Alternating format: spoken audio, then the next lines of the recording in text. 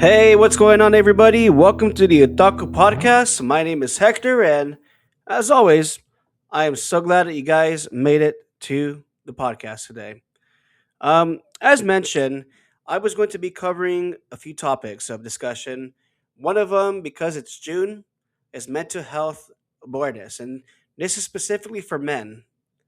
A lot of us suppress our feelings, and we have a very difficult time expressing ourselves openly and honestly, and we find it very difficult to navigate through life as a result. So, I'm just going to share some advice to you guys, whether you're younger or older, you know, what's helpful and what's proven to be helpful. I will share some personal experience that I've had to, you know, deal with throughout life and how it sustained me today, despite my own battle with depression, despite my own battles with anxiety and everything in between. Another topic that we'll be talking about is the Backrooms, the movie. You know, an incredible film. So I will go into detail why I personally love the film, why I can recommend it to a selective audience, of course, and also what I look forward to for the future films. And you heard that right, future films. So it will be a spoiler review. I mean, I won't talk about it too much per se, but just important moments that made me really appreciate the movie. And lastly, I would like to address some other content creators again. And I feel like I have to do this every month, and people can say, "Well, you don't have to do this every month." I do because I feel like people need reminders. And maybe if a new person were to hear some of the stuff that I have to say, that can help them to start out correctly, to start out, the best way possible by being real and true to themselves, which will make anybody successful at the end of the day. So, there you have it. Those are the three topics of discussion for this episode. And let's get right into it. So, men's mental health. And that is a very interesting topic because, you know, I feel like a lot of us are pretty good actors because we can suppress our feelings um, a lot of the times because what we post. Some of us post ourselves of being happy, we're doing things that make us happy, but that's just to convince others that we're happy, right? It's not because we want to do it or because we truly enjoy it. It's because we're trying to put on a show so no one can be concerned about us. And then on the flip side of the coin, some of us may end up putting out there, well, no one cares for me, no one loves me, no one wants to help me. Well, dude, you're posting about all this stuff that you're happy about. How do we know that you're suffering? So here's the point: be open and honest about your feelings, be transparent about it, be real. You know, even if you have to express yourselves in a loud way, meaning that you have to show emotions, you really have to show emotions at times to really express yourselves, do it because we're human.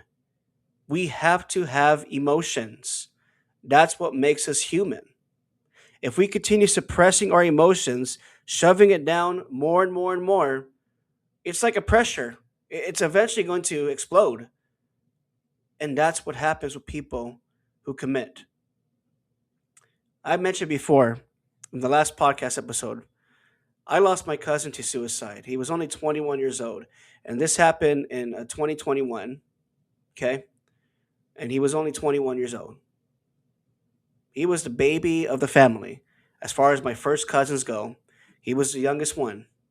So we all took it very hard, obviously. And especially me because I grew up with him.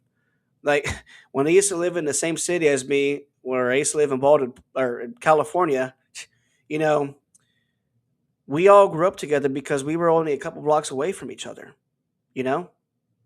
And so it was very difficult to get that text, to visit the family the afternoon that it happened, or the morning afternoon that it happened. It just came as a shock because literally the night or two before, my cousins and my uncle were talking about visiting the Grand Canyon. Like, they were planning a trip, basically, a road trip, a beautiful road trip, even. And then all this happened. You see, we may think that we're good actors. We may think that we can successfully suppress our emotions, but that, quite frankly, is not human. We are built with emotions. We are built with the capability of being sad and angry, upset, discouraged. But those are all covered with the greatest quality of all, which is love. When we love other people, we get the joy in our hearts. And then when we get that love back, that is all the more so the greatest feeling in the world because we know that we are important to people. But sometimes we're so stuck in our heads and stuck in our emotions and focus on the negatives and not the positives. We may feel like nobody loves us or cares about us. But that is simply not true, guys. People love you. People truly do care for you. I may not know you personally if you're watching this, if you're not part of my followers list and you're seeing this from a feed. I care about you. I love you. I want to help you. Reach out and let me know how I can personally help you. If you don't feel comfortable talking to your close friends or families about your emotions, guess what? I'm a stranger. I'm a person that's walking down the street, a random person, but I still want to hear you. There you can be open and honest with me about how you feel. Maybe it's the person that you don't want to talk to directly that's hurting you. Well, guess what? Eventually, you will need to talk to that person that hurts you because that's the only way that you can resolve the issue. But talk to me first about it, and I can help you with the approach, an appropriate approach. Never by emotion because that leads to anger, but a calm, collective, well thought out approach. And you can be successful with it. Some of us are going through financial issues, and I'm going through financial issues myself. I had to take off 8 days of work for that week long seminar in Kansas City, and then the wedding weekend. I pretty much lost a whole pay period.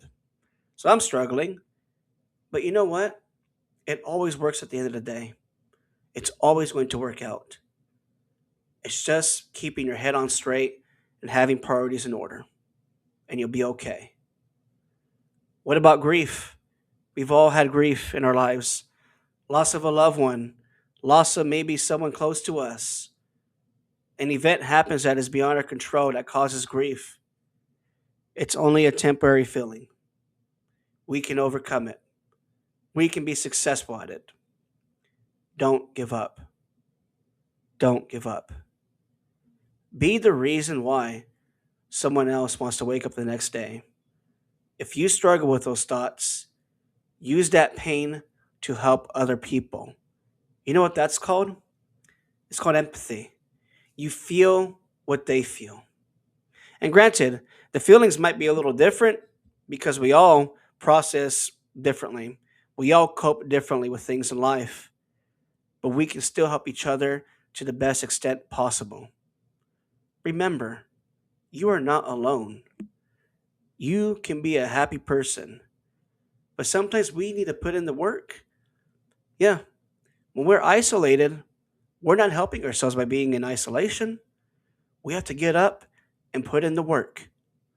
That means taking the extra step to go out and do something. Maybe if we are alone, which some of us might be alone, where we have nobody around us currently, go take the initiative. Go out and try to meet new friends. Go out and do an activity. Get involved in the community. Go out and do something. Get out of the house. There's many times where I say Snapchat, and this isn't a dig at anybody in particular. So if you're hearing this, please do not message me on Snapchat saying, "What the hey, dude?" But some of you guys are on your game a lot in a dark room, literally from the moment you wake up to the moment the lights go out and it's time for bed. That is not going to help you get out of your depressed state, your guilt state, your anxiety state. You need to go out and do something. Go out and go to the gym. Go out and take a walk. Go out and do some errands. Just go out and do something. And maybe you can meet people along the way during those activities. And guess what? Now you have a new friend. Guess what? Now you have someone else to talk to. Guess what? Now you meet someone who has the same goals as you do that will push you to keep pressing forward and do better. Go out and do something. Just don't stay in isolation. When we're in isolation and we are alone in our own thoughts, with those thoughts that we have in our mind, it can be very brutal and it can make us feel worthless as a result. Don't do that. Just keep pressing forward. And the fact that you wake up the next day shows how strong you really are. Even if you wake up saying, "Why did I wake up? Why couldn't I just stay asleep? Why couldn't I just die in my sleep?" You woke up the next day because you're strong. You're stronger than you think you are. Stop thinking negative about yourself. You are loved. You are important. Don't give up. Keep fighting. There's so many that care about you. You are strong. What's helped me is the fact that even though I try to commit 2 times throughout my life, once throughout my teenage years and then once in my adult years, you know, through God's saving grace and His Son's saving grace, I'm still here because I reflected on the good times I had in life. And I've dealt with a lot of loss in my life. As mentioned, my baby cousin, my mom in 2017, and this might seem a little, you know, silly, but my cat just last week, my almost 19-year-old cat who has been with me through everything in life, including the loss of my mom. That was difficult to deal with. But you know what? We're still here because there's better days ahead. We cope with those feelings because we have people to support us. And I'm thankful that I have friends to support me. I'm thankful that I'm a part of a wonderful congregation that keeps me afloat, that keeps me busy. I'm part of a community that keeps me busy because I go out there and do it. I can stay here in isolation and give up and just let myself go with alcohol, with drugs, or immoral stuff that will keep me distracted. But it only fills a temporary void. And then when that temporary void is filled, it's going to start growing until I cannot satisfy it. And that's how it works, guys. We get involved with so many things that are not good for our health or good for our lives. Yeah, we're happy in the moment, but that need keeps on growing. And then the greed keeps on growing as a result. And we can never satisfy it because it keeps growing. That's why we have to have our priorities in order. The important things in life, we have to take care of ourselves emotionally, mentally, and spiritually. And that last part, spiritually, we all have different ways of doing it. And I'm not telling you what to do, as I don't expect you to tell me how to take care of that in my life. This podcast is not the one for it. But find something that makes you happy and productive and really ultimately makes you a better person inside because then the real ones will be drawn to you as a result. Don't fake it to make it. Do not fake it to make it. What helps me personally to deal with my depression and my anxiety is the podcast. Or when I go on every so often the video games, playing with my friends. And it's always a fun conversation with them. Live streaming. Like sometimes I'll have a friend or two on my live stream, as we're playing together. But I love talking to all you guys. It's awesome talking to you guys. And it makes me happy when you guys support it because I have people to talk to. And maybe I can help somebody with what they're dealing in life, even during the live streams. I am never too busy to answer a question. I'm never too busy to respond to a message. I'm never too busy, unless I really am at the time, to answer a phone call. And if I miss it, I will call you back as soon as possible and talk to you. Like I enjoy those moments. It's the little moments in life. Little comments like I love you or I care about you. Thank you for being my friend. Life would be so much different if I hadn't met you. And that's the positive way, by the way. You know, those little things are what helped me. But I didn't do it just sitting here doing nothing. I reached out to people. I took the initiative to talk to people, to express myself to them, and to invite them to express themselves to me so I can help them. You see, all human beings, even those who abuse the gift, have a quality of love. And when we demonstrate that the best way possible, the relationships grow strong and happiness starts to fill up and starts overflowing as a result. With all the trauma that I've been through and all the grief, even the recent grief that I gone through with losing Cutie, dude, like there's so many more reasons to be happy than sad. And with going back to Cutie, I get emotional talking about her because of how important she was to me. It's instant. I'm telling you, the beautiful thing about Cutie when she passed away was reflecting on the good memories I had with her. Almost 19 years of those memories. I mean, we literally grew up together. I was a little kid when she was born in my old closet because I had her mom. Her mom had four kittens, and we kept Cutie. You know, they were beautiful years. And I held her when she was born in the palm of my hand. And then I held her when she died. It's amazing how you can be responsible for one's life and appreciate the beauty of it, you know? And but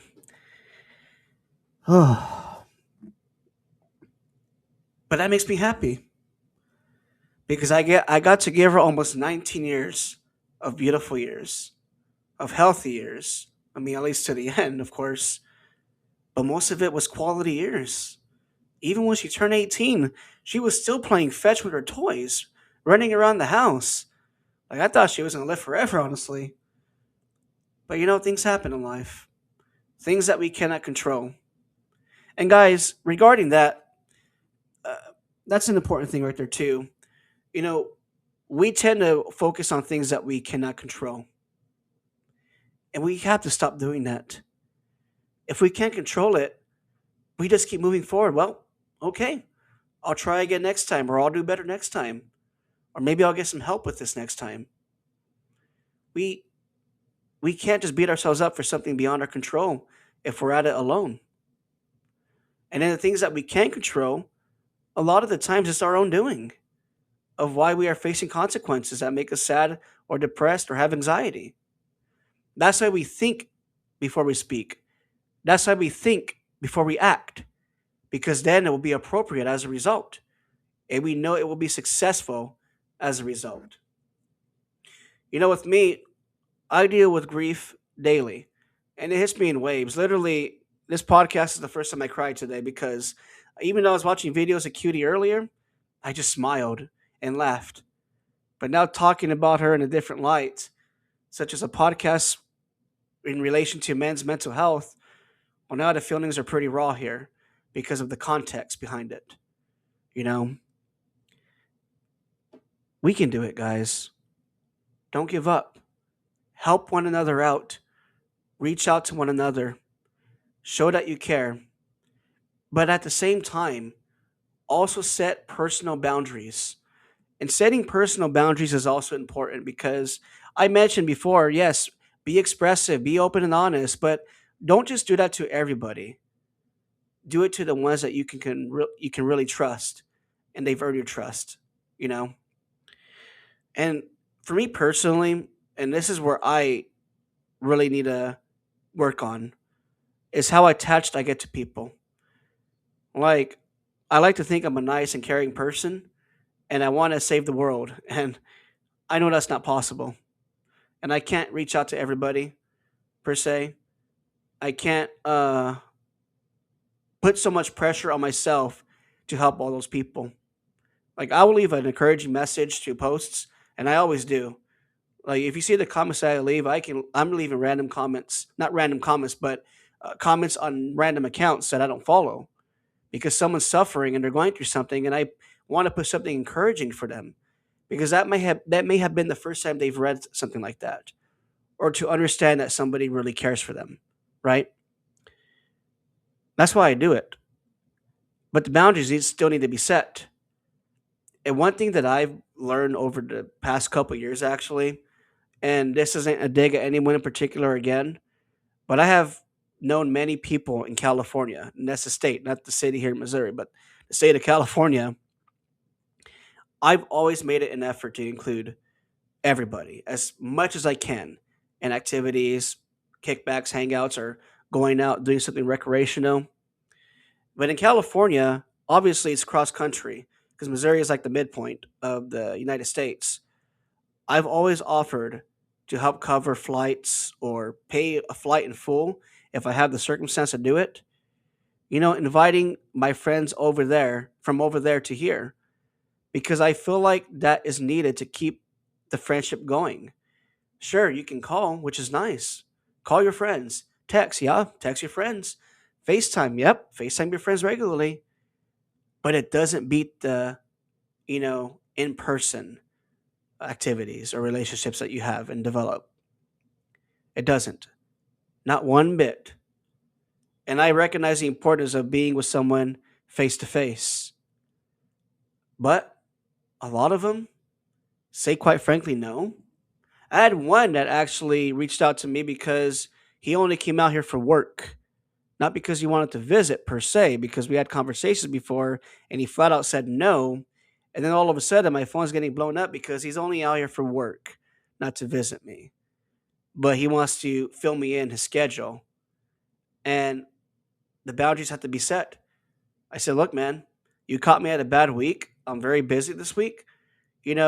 I've told you before that I wanted you to visit, and you said no. I've asked you. I even offered to cover your flight, even though he makes a lot more money than I do. Still, offer to cover the flight, and still no. But now all of a sudden he's here for work.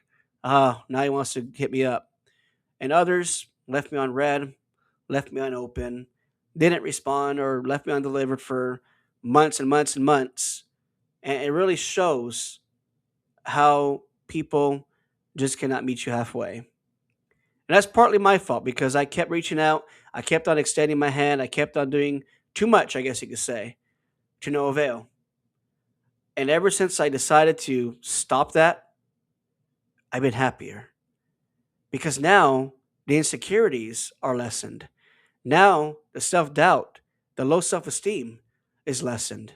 It's not a me issue, it's a them issue. And this goes into your isolation or you feeling alone or how nobody cares about you or what have you. Here's the thing, if you try to reach out to people and you try to let people know how you're feeling, or maybe you try to include people who are hurting and they ignored you or rejected you or, talk behind your back, kick them out of your lives. You don't need them in your lives. Sometimes it's okay to be by yourself. Sometimes it's okay to be comfortable with your own company, as I mentioned, because it really helps you to learn about yourself as a person and what you can do or find new interests or hobbies that will keep you busy. And like I said, you will meet people with those similarities.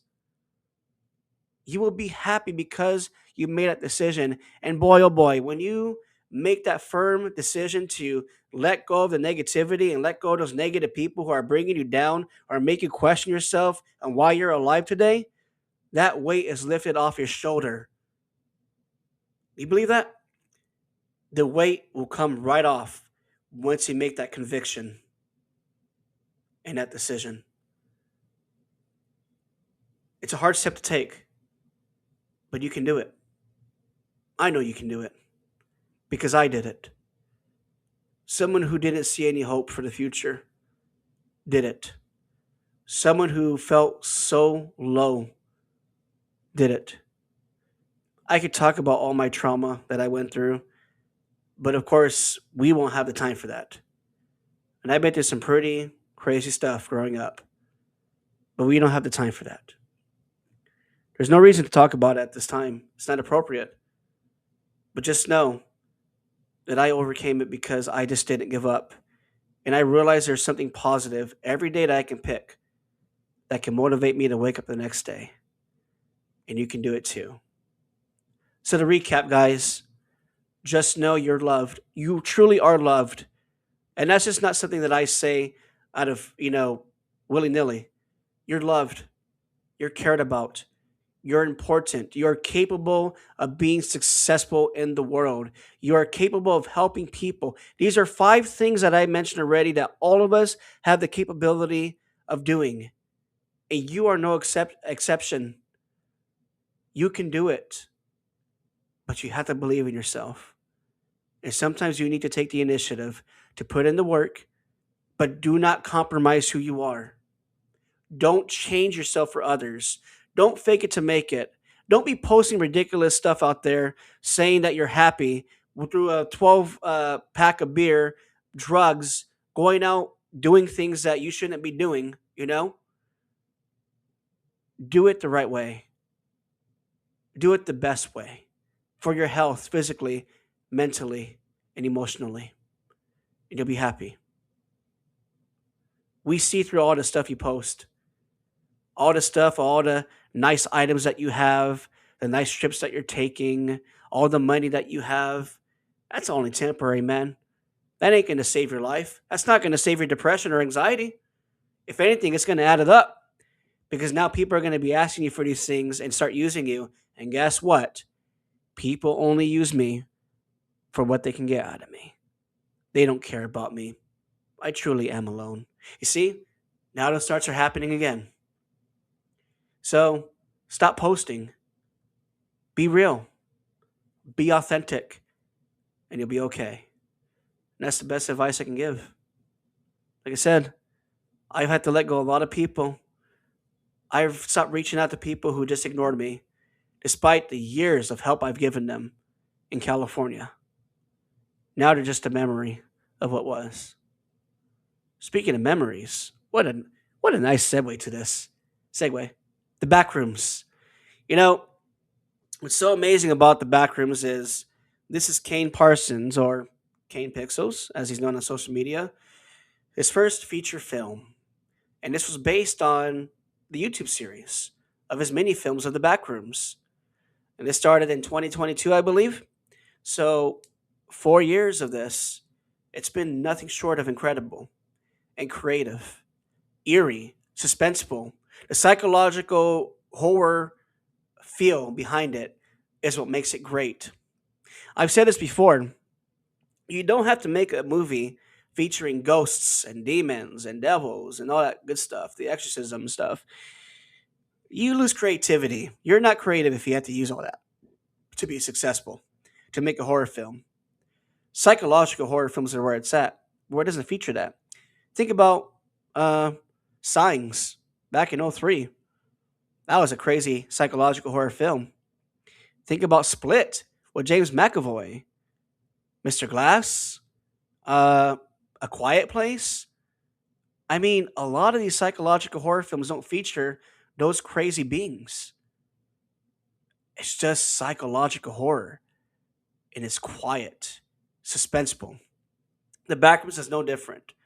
People hated the film, a minor amount of people, because they didn't have all the entities that we were accustomed to seeing in the YouTube series and also the video games. They wanted to see every living creature known to man in the film. And obviously, we didn't get that because this is the start of the Backrooms. This is the start of the series. This is Kane Pixel's original vision of the Backrooms and what he wanted. And he has the capability now to make it a feature film.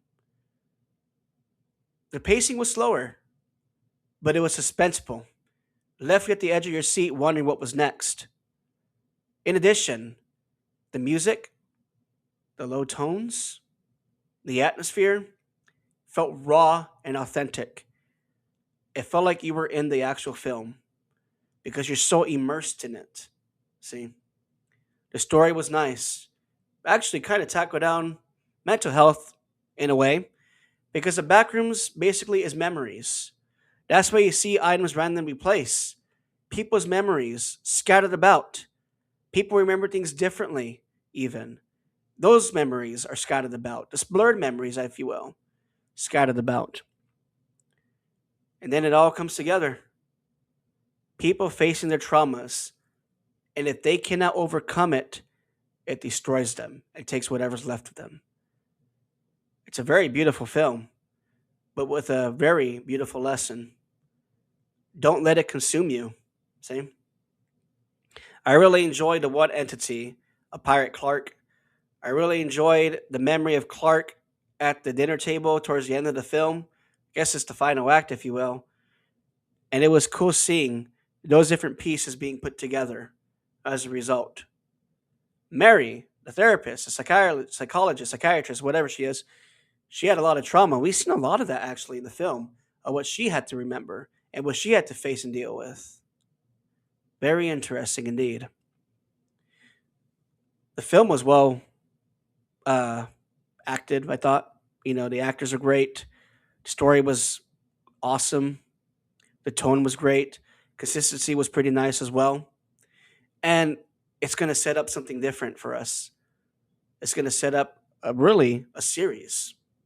And Kane Pixels came out and said, this is what he wanted. This is not the end of the series. He wants to make it something huge. And he is capable of doing it. And he left a very, very nice impression to many folks out there. And it gives people who are younger, hope that they can do something great just by their creativity and vision. And that's what the Backrooms was all about. I think that was a statement that was made for all people to consider. That yes, young people are capable of doing it if they put in the work. So yeah, I love the movie. Give it a solid 9 out of 10. I'm looking forward to the following films. I mean, man, for the next 10 years, Kane will not even be 30 yet, you know, because he's barely 19 still. He'll be 29, probably with 2 or 3 films under his belt. And those 2 or 3 films in total within the decade will be successful because he kept it raw and authentic. And I'm sure he's not going to change the way he goes with this. He was proud of it, as we all were. So very nice.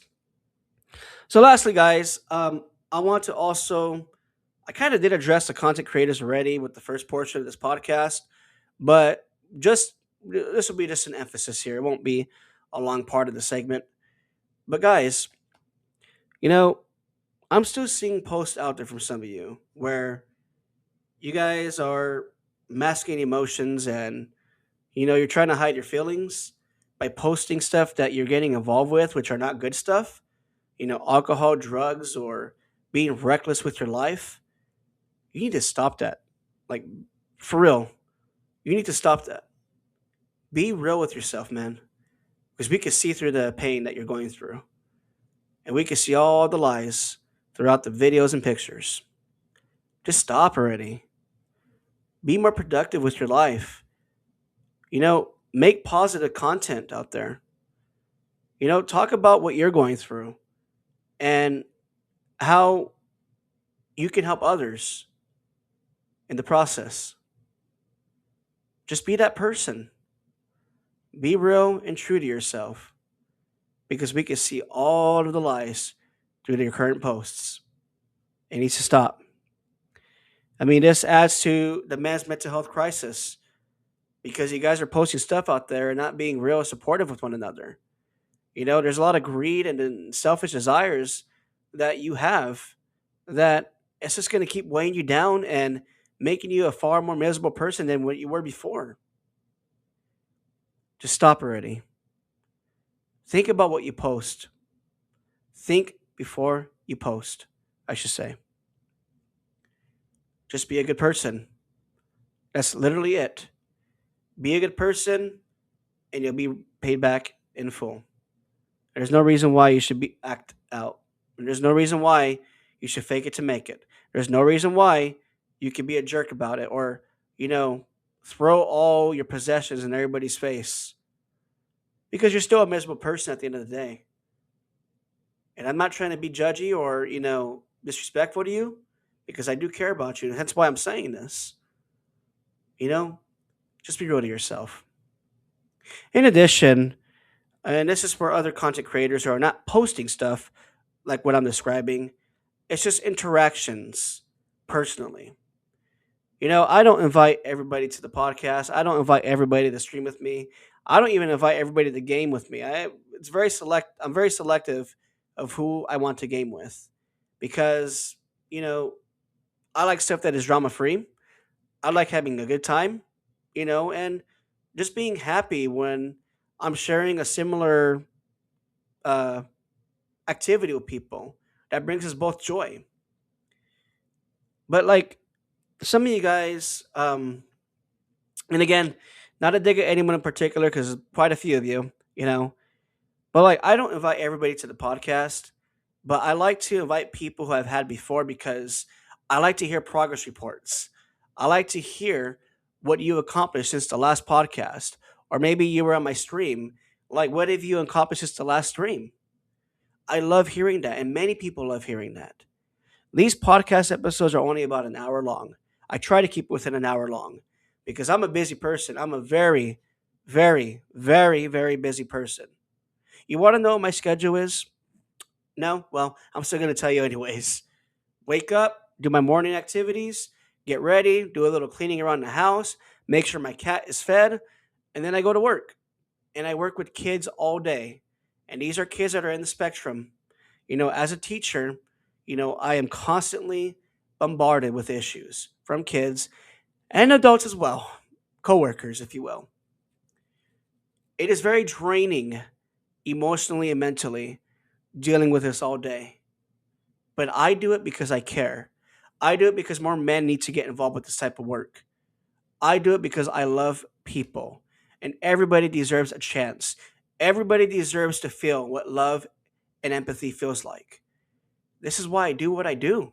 And I've done it for many years already. I started this as a kid. And now that I'm an adult, I have so much experience in how to help people navigate through their emotions and their mental state. Everyone is different, so it's always a new day every day with my work. But that's Monday and Tuesday. Wednesday's a short day, but when I get home early on Wednesdays, I'm doing stuff like this, getting involved in activities. And then at the end of the Wednesdays, I figure out what I can do for the community. I have an action plan for the community, action plans on how I can help the local congregation. And it's a lot of collaborations with different people to get this accomplished. And that's my Wednesday evenings. Thursday, all day work. Friday, all day work. And then I get ready for the weekend, which, most of my weekends I'm out doing things. But of course, the more important things are first church and my ministry stuff.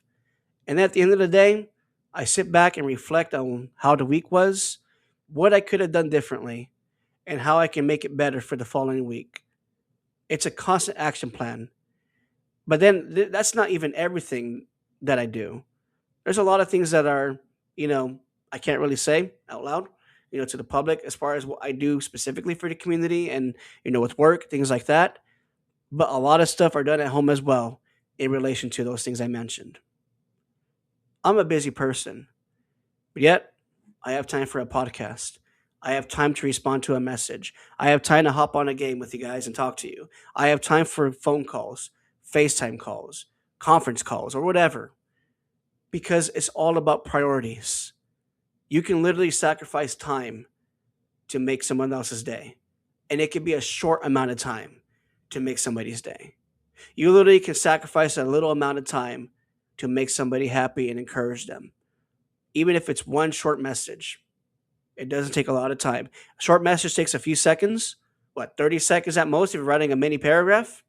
Dude, that's nothing. I get it. We all have goals. Well, we all have different routes we want to take for said goals. But never forget who supported you. Never forget who was there for you when you were down low. Never forget who was there for you when you felt like no one was there for you. Because eventually, when you lose that authentic person that was supporting you, the real one, it's going to be a huge void that you're going to have to fill somehow. And then you start to get fake people to fill that void without thinking it through. And you're going to end up far worse as a result.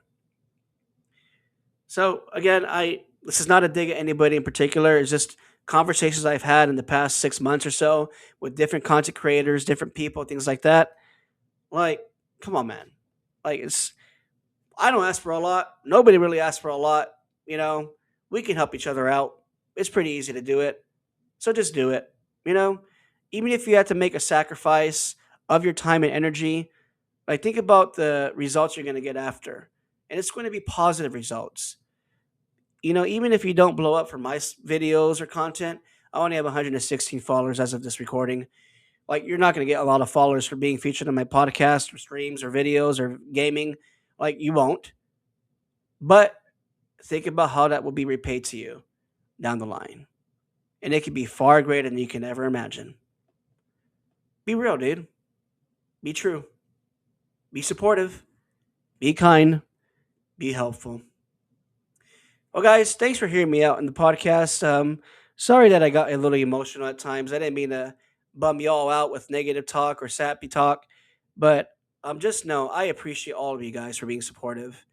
I appreciate all my friends very much, and I love all my friends very much. I love all my family back at home in California. I think about all you guys daily, and really, I do think about you guys daily. My friends here, I think about you guys daily as well, and we talk regularly, and that's nice. I love it. And guys, by the way, before I quit this podcast, episode 5, issue 5 of Remnant is now out. Check it out. Took months and months and months and months of work. I hope it was worth it. But it's out on TikTok. It's out on my Instagram, Otaku Podcast. Show your support, man. And I accept donations. So, I mean, you don't have to, but it takes money to make this stuff. And I don't get a lot of money from the lives, but anything helps to keep the project going. So, thank you guys so much again for listening to the Otaku Podcast. Hope you guys have a lovely evening.